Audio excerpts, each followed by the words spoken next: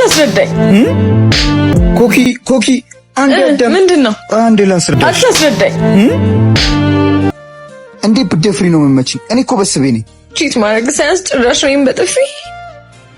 አዎ እንደውም ይሄ ነው መልሴ። ስንት ሴቶች ይሄን ጉንጭ ለመሳም መግቢያ መውጫ ሳይሰጡኝ አንቺ ጭራሽ በጥፊ ትመችኛለሽ? ተጸጽተ ይቅርታ እንደማለት ጭራሽ ነው እየተናገርከኝ። ስላልተጸጸትኩ ለምን ይቅርታ ጠይቃለሁ? አንቺን ብትሆኚ ከመለማመጥ መሄድም መርጠሻል። ለምን ለማመጣለሁ?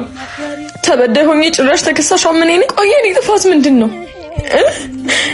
ከኔ በላይ አንተ ማመኔ ለዛ ነው ሁሌ ጥያቄ፣ ሁሌ ጭቅጭቅ፣ ሁሌ ጥርጣሬ። ቤቱን እኮ ሲኦል አረግሽብኝ። ሲኦል? እኔ ነኝ ሲኦል ያደረኩብህ? ራሴን ጥዬ ለአንተ የኖርኩት ነው እንደዚህ የምትለው? ስትዋሸኝ እያወቅኩ እንዳላወቅኩ ማለፌ፣ ስታስለቅሰኝ ባይሆን ዝም ማለቴ ይሄ ሁሉ ጥፋት ሆኖብኝ ነው። ይኸውልሽ እኔ በስቤ ማንም እንደ እስረኛ እንዲከታተለኝ አልፈልግም። እሺ ዛሬ ሌላ ሴት አምጥተህ እኔን የምትወቅስ፣ አንቺ ደግሞ የት ገባ የት ወጣ የሚለው ጭቅጭቅሽ ለእኔ ሲኦል ነው የሆነብኝ። እኔ ካንተ የፈለግኩት ፍቅርና ታማኝነትን ብቻ ነበር። እዚህ ጋር ሁሉም ነገር ማብቃ ካለበት አሁን ያብቃ። እንዴት እንደዚህ ደነደነ ልብ ይኖራል? አንድም ቀን እንኳን አፍቅረኛ አታውቅም ማለት ነው? እኔ ሞኝ ነኝ።